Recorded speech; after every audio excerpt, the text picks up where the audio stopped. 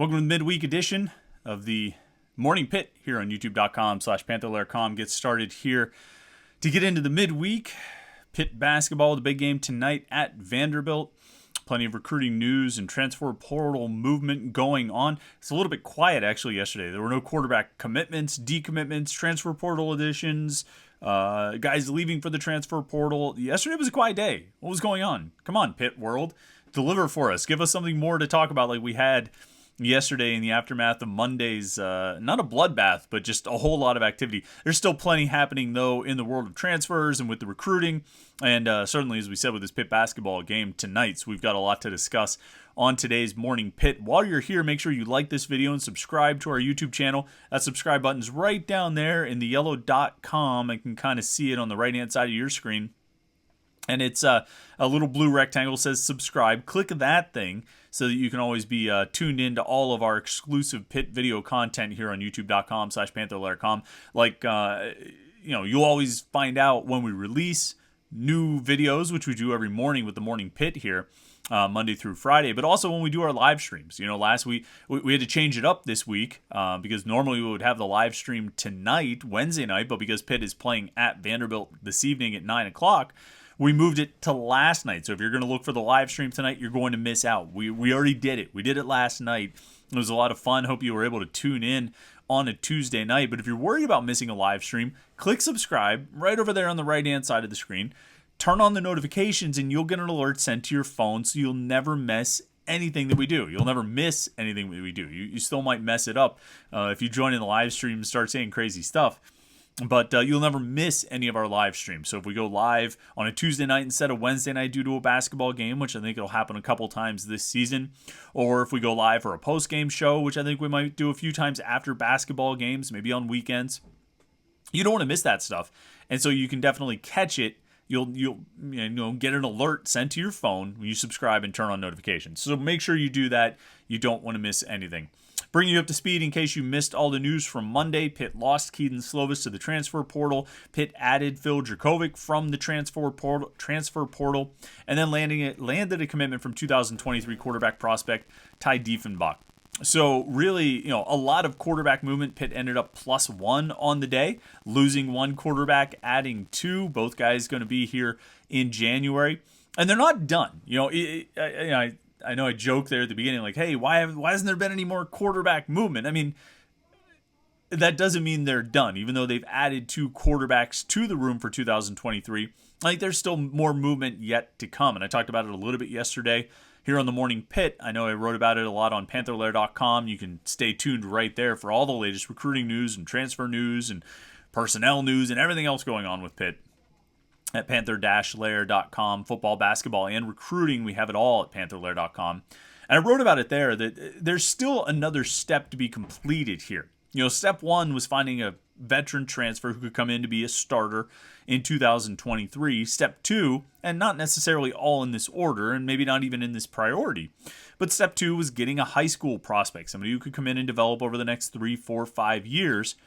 And then step three, which is the part of the process they're still in, is finding a younger transfer. Phil Dracovic's coming in to play one season. He has 1 year of eligibility left. He's a 6th-year senior playing his COVID year, his super senior season at Pitt. But they want someone a little bit younger too. Maybe someone who was a freshman this past year, or a redshirt freshman this past year, maybe a redshirt sophomore this past year. There's been talk about Christian Veillere from Penn State. And yes, before we go too far down that road of talking about the possibility of Pitt bringing in the transfer quarterback from Penn State, it's Christian Veillere. I know.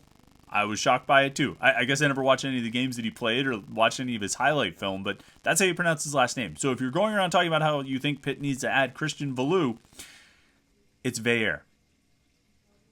So keep that in mind.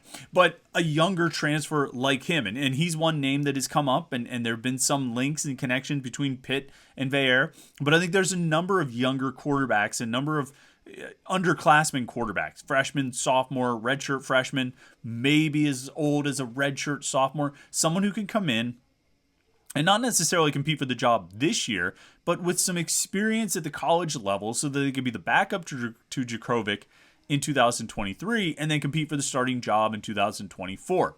Ideally, they'd be competing with Nate Yarnell, assuming he sticks around. And I sort of have to offer that caveat because we never really know who's going to stick around in college football these days. I mean, such is the way things are going. But assuming he's around, he'll be battling with this young transfer for the starting job in 2024, as well as Ty Diefenbach, the freshman they're bringing in here, and then any freshman they might bring in the class of 2024. And so that's how they really want to fill out the quarterback room, rebuild the quarterback room. I don't think the expectation is that Nick Patty will return. Personally, I would like to see Patty play in the Sun Bowl. I assume he's going to stick around that long. And he should. I think it'd be great for Nick Patty to have a swan song in El Paso, if it is, in fact, his intention to move on. But I think, looking ahead, they wanted to rebuild the quarterback room, knowing they were going to lose a handful of guys. Derek Kyler, at the very least, was out of eligibility, so he couldn't come back in 2023. Keaton Slovis, once it became clear that he was going to transfer, that's 2 bodies out. Assuming Nick Patty doesn't come back, that's 3. You're looking at an almost complete makeover of the quarterback room. And it's been remade, at least so far, with Jurkovec and Diefenbach. It's been remade with some really tall guys. we don't know if they can play. We don't know if they can win. We don't know how good they are, but they're really tall. So they got that going. And then add in Nate Yarnell, who is really tall, one of the tallest players on the team. You're going to have one of the tallest quarterback rooms in college football, or at least in the Power 5. If Yarnell sticks around, you have Diefenbach and Jurkovec and Yarnell. You have 3 quarterbacks that are all like 6'5". It's big. It's a big quarterback room in terms of height. Who knows if they can play, but they're tall. So they'll see over the center, whoever the center may be. So that's the goal right now, and that's what they're working on right now, and that's what we continue to kind of cover and follow on Panther-Lair.com, is the efforts to find that young transfer quarterback, whether it's Christian Veer or whether it's someone else. And I think there are, like I say, there's a number of guys that they're looking at. Veer has been connected to Pitt and seems like a real possibility, but with so many guys going into the portal every day this week, it's I think Pitt would be sort of short-sighted to just hone in on one guy right off the bat when you're talking about these younger guys. If you're talking about veteran players, if you're talking about last year when Keaton Slovis went into the transfer portal, it made sense to pursue him sort of right off the bat because he had a history of success. There was a lot of film you could look at. You could find out what kind of player this was. Now, never mind the results, just the way they went about it, it was understandable how and why you would prioritize a player right from the jump. When you're looking at these younger transfers, you don't have as much film on them. Maybe they've played a game. Maybe they've played a handful of snaps. Maybe you're just trying to get the practice film from them so you can evaluate that, because these kids these players all get their practice film and will send that on to other colleges when they're trying to transfer. And so you're working through that process. You don't have easy access to check these guys out and find out who they are and what they can actually do. And so I think maybe you don't necessarily lock into one guy right off the bat, like I said, like they did last year, or you might do if you were looking for that veteran transfer, that starter who's going to come in and be your starter right away. It's a little bit of a different approach. And so while Veer's name has come out and been pretty prominent, we're still kind of keeping an eye on some of the other guys they're looking at this week. Now, not a lot of time. You want to move quickly. You want to get somebody in here in January, somebody who can enroll right away. And I think most of the players in the transfer portal right now will be willing and are eager to transfer right away and enroll in January. So you don't have a ton of time, but you do have about 2 weeks. 2 weeks from today is signing day. So that's kind of the schedule you're working on, although the transfers can push it past signing day. There's no requirement that they have to sign that day. Quite frankly, there's no requirement that high school kids have to sign that day either. But don't tell them, because we really like the big event of signing day. It's true. Guys could just enroll. They don't have to sign on a certain day. It's not like if you miss the signing period, you can't go to college. You just have to enroll. You have to have the aid package, and there are papers you have to sign, but there's no rule that says you have to sign a letter of intent within this certain period in order to be admitted. If you want to sign a letter of intent, you have to do that during that signing period. There's nothing that says you have to do it at all. You just have to get all the paperwork done, the actual paperwork that any student would have to get, or any student who's receiving some kind of aid package, like a scholarship. You just have to fill out that paperwork. And I'm sure there's probably other NCAA paperwork as far as registering as a student athlete. But let's not get bogged down in the details there. Signing day in 2 weeks will be when all the high school kids sign, and probably most of the transfers. I'm sure they'll announce Phil Dracovic that day, and any other transfers between now and then. But the window will still be open to get transfers after that. You just want to make sure you have them in time so that they can enroll in January. So we'll be keeping an eye on that, as well as all the other recruiting efforts going on with the 2023 recruiting class and the transfers and everything else that Pitt is trying to do this week. Tonight, it's another big one for Pitt. This is really the third big one in a row. All the details. You know what the scene is. You know the score for everything. Pitt's on a 5-game winning streak. They're going to Vanderbilt tonight. Vanderbilt is 4-4. Vanderbilt has lost to Memphis, Southern Miss, St. Mary's, and VCU. One common opponent. Vanderbilt lost to VCU 70-65.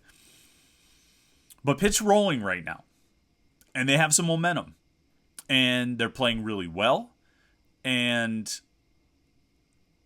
like I say, they're experiencing some success. And that hasn't always been a good thing for Pitt basketball under Jeff Capel. They haven't always handled success all that well.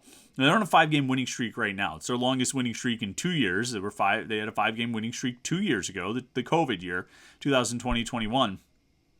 And then before that, in Jeff Capel's first year, they started the season 6-0. And that's their last 6-game winning streak, so they're looking to tie a streak of 5 years ago. And then, if you want to go even further than that, because of course after this game you've got 2 games that you should win. Who is it? Sacred Heart in North Florida? Yeah, Sacred Heart in North Florida after you get past this game tonight. So you have a real opportunity to push your winning streak conceivably to 8 if you can take care of business against Vanderbilt tonight. The last time Pitt had a winning streak of 8 games or more was Jamie Dixon's last season. They won 10 in a row from December into January that year. So you're looking at a long time ago. You're looking at years, close to a decade, since Pitt has won 8+ games in a row. And that's an opportunity that's presenting itself to this year's Pitt basketball team with one more crucial road test tonight. With the way they've played, with how they've looked, with the way players have developed and how they've come together, I'm confident that they will take care of business against Sacred Heart in North Florida. I know those are famous last words. I know that this program, particularly under Jeff Capel, has lost those kinds of games plenty of times. But I think this year's team will take care of business in those games. First, they have to finish off this game. And they've gotten 2 big road wins against high major opponents, Northwestern and NC State, no matter what you want to say about the Wildcats, no matter what you want to say about the Wolfpack. And I think both of those teams don't look bad right now, particularly after Northwestern beat Michigan State, and played Auburn really close. They look like they're a solid team. Not a great team, probably not a tournament team, but a solid team. And you beat them on the road, and you beat them handily. I mean, you owned that game. And then you go to NC State, a conference opponent, on the road, one of these weird early December ACC games, against a team that has pretty much owned you since you joined the conference. And you didn't dominate that game the way you dominated against Northwestern. But as we talked about on Monday, what you did was you took a lead and you held that lead. And no matter how many times NC State made a run, Pitt held on to the lead. And I ran it down on Monday. They were up by 5 at the half. They extended the lead to 11. Then NC State cut it to 4. And Pitt made a bunch of shots to push it back to a 12-point lead. Got down to 6 points just inside of 8 minutes to go in the game. NC State making another run. You get a 3-point shot from Nike Sabandi, a couple of field goals, a layup from Jamarius Burton, and all of a sudden it's back to a 9-point game with 5 minutes to play, and Pitt was in control. And it wasn't a dominating victory, but it was a keep them at arm's reach or keep them at arm's length type of victory, which is its own unique kind of, You don't want to say dominance because it wasn't a blowout win. That's not what that game was. But you are in control the whole time. And no matter how many times NC State made a run, Pitt never folded. Pitt never gave up the lead. They never gave up the lead in the second half. NC State was never able to take a lead in the second half. All the lead changes happened before halftime. And when they came out of halftime with Pitt in front, the Panthers stayed there. And that's not something we've seen from this team. I mean, they haven't often had leads in ACC games over the past few years, but there have been a number of occasions when they did have leads and they blew them. They blew the lead, they fell apart, and couldn't hold on to the lead. But this year's team has done that. So what we've seen in the last couple of games, we've seen them pass several tests. And actually, I mean, you could probably include the Fairleigh Dickinson game, the Alabama State game, the William and Mary game. All three had sort of interesting test cases putting this team in different challenging positions. Or I mean, really, the team put itself in different challenging positions, playing poor defensively in the first half, allowing an inferior opponent to hang around and in some cases even have a lead at halftime, only to come out, make significant adjustments defensively, make adjustments to what they were doing that were really effective, and then just going off offensively. And I think that's the thing I keep coming back to is this team's offensive ability and their firepower, their shooting, and their ability to score. More and more, and as we move through this season, we've seen 9 games now. It's not even a third of the season, but it is a significant sample size. More and more, I'm moving past the point of wondering, well, can this offense hold up? Can they keep playing offense like this? Can they keep scoring like this? Can they rely on their offense like this? And there will be games where the offense lets them down. There will be games where the offense doesn't play well. The offense, the shots just don't fall. It happens. I think that's why so many coaches focus so much on defense and rebounding because, there'll be nights where the shots don't fall, but your defense can always be there. Your defense can always be on point. You can always have the effort and the communication and the togetherness and all those things that Jeff Capel talks about. You can always rebound. Even if your shots aren't falling, you can always rebound. And you're going to give yourself a chance to score more if you rebound well and play defense well. And so there will be games where the offense is not reliable to carry the load. I think they've shown signs of improvement in the last couple of weeks, defense, or in the last couple of games defensively, after some 50-50 efforts and performances against, William and Mary and Fairleigh Dickinson and Alabama State, where they, maybe didn't get lit up all game, but certainly had some question marks defensively in at least half of the game. And I think they've gotten better since then. And maybe they'll continue to improve and they'll be a good defensive team. Maybe not a great defensive team, but a good defensive team. But I'm becoming more and more convinced about the sort of staying power of this offense, of the shooting ability of the players on this offense, and the how they can keep themselves in games and ultimately get themselves back into games and ultimately take over games with their scoring, because it comes in bunches, because they're a little bit streaky, but when they get hot, I mean, you can feel it in the building. You can feel the heat check, or he's heating up, or the NBA Jam of it all, because it starts rolling, and they have some guys who can really get into a flow. Blake Hinson can get into a flow. Nike Sabandi has shown in the last couple of weeks that he can get into a flow, and of course Jamarius Burton absolutely is playing the best basketball we've seen from him in his time at Pitt. He has been outstanding, and was great at NC State. And he doesn't strike me as the type of guy that's going to have a one-off performance in that game. I think it's going to carry over, and I think he's going to keep playing well. And then the big, figuratively and literally, the big hole in this whole thing is John Hughley, which, I mean, we talked about it in the, after the NC State game, on the Morning Pitt on Monday. Certainly a lot of conversation on the message boards about it. I mean, everybody knows the deal that they need more out of Hughley, but I still, and our guy Steven Gertz did a video breakdown of the NC State game, and I'll give him, credit for pointing it out that, even though Hughley is not scoring, even though he's not contributing in that way, he is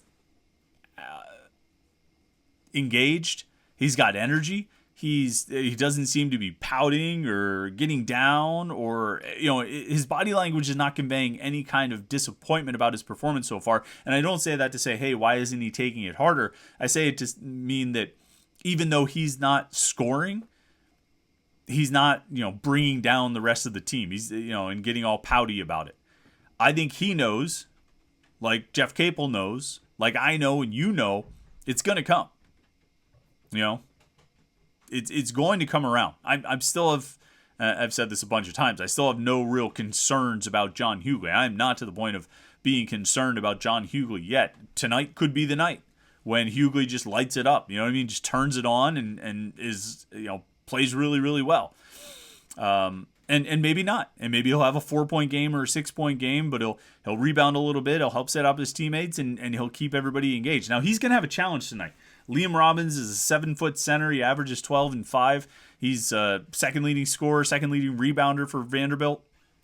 And that's going to be John Hughley's responsibility. And he, it's one of the few guys that he's going to give up size to. He doesn't give up size to many people, but this is one. Liam Robbins is one that Hughley's going to give up some size.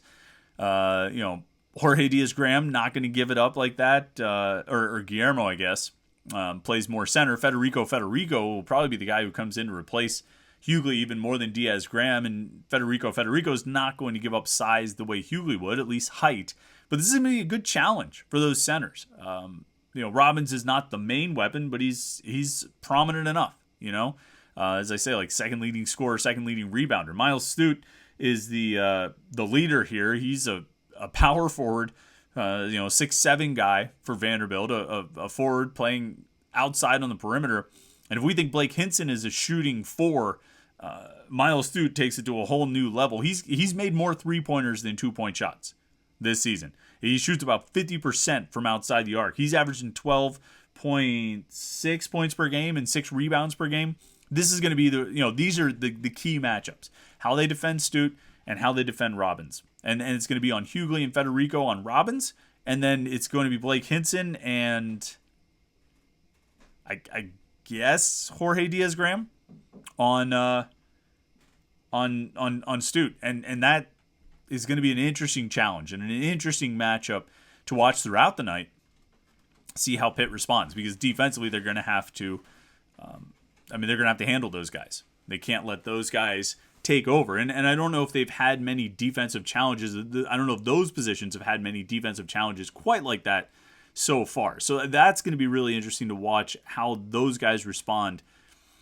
And then at the other end, we'll see how they score. Like I said, I'm buying into this team as a scoring team. I'm buying into this team as the kind of team that can shoot itself out of a bad situation. There will be games where they can't. That's part of the deal. Even the best offensive teams run into points where they can't shoot themselves out of it, and Pitt's going to have those games. We'll see if tonight is one, or if that holds off for a few more games. I'm buying in on this team continuing to have success, though. I think they should be able to beat Vanderbilt. I think they should be able to improve to 7-3 with a real chance to get to 9-3 before they dive into the full-time ACC play. And then we find out really kind of how they do in that night-to-night grind of playing in the conference. Losses will come, but this team's makeup, this team's personnel, this team's mindset, it's a different kind of team. And they've certainly got my attention and my curiosity. And I have to assume that they've gotten yours as well at this point, because they're very intriguing. Well, let's say that. They're very intriguing. And the more they continue to stack performances like this, like they've done over the last couple weeks, the more intriguing they'll become. So we'll see what happens tonight. And we'll definitely talk about it on the Morning Pit tomorrow morning right here on youtube.com/Panther-Lair.com. In the meantime, stay tuned to Panther-Lair.com, Panther-Lair.com, Pittsburgh.rivals.com. It's the most comprehensive source of Pitt sports news on the internet. Football, basketball, recruiting. You find it all at Panther-Lair.com. And, of course, message boards, where you can interact with hundreds and thousands of other Pitt fans. I am sure Pitt fans are going to be talking a lot tonight during this Pitt basketball game against Vanderbilt. We'll have our game thread going. And so you'll want to tune in there and see what everyone is saying about the game as it happens, and certainly what the conversation is like after the game on the message boards, Panther-Lair.com. And in the meantime, we'll have, it said in the meantime twice, but, along the way, we'll have plenty of news and updates on the transfer portal and where Pitt is getting its work done and what things look like heading toward the weekend. I expect them to have a few visitors on campus this weekend. We'll be breaking that all down as we head closer to the end of the week. But we're at midweek now. We made it halfway. Can't wait to make it the other half. Like I say, 2 weeks until signing day, so you want to make sure you keep it tuned in to Panther-Lair.com and YouTube.com/Panther-Lair.com. So thanks for tuning in. We appreciate it. Hope you had a good Tuesday. Hope your Wednesday is great, and we will talk to you tomorrow morning for the Morning Pit right here on YouTube.com/Panther-Lair.com.